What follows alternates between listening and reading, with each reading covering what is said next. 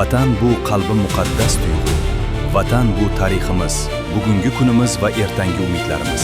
Vatan bu biz uchun O'zbekiston.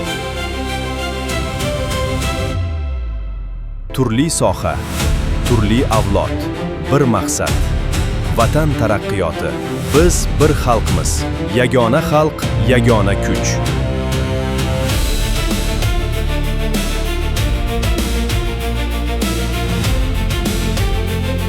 Bugun O'zbekiston yangi taraqqiyot bosqichida.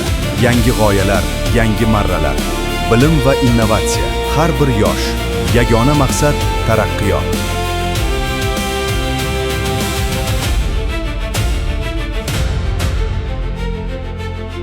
Yangi g'oyalar va imkoniyatlar yaratishdir. Ilm va innovatsiya taraqqiyot poydevori.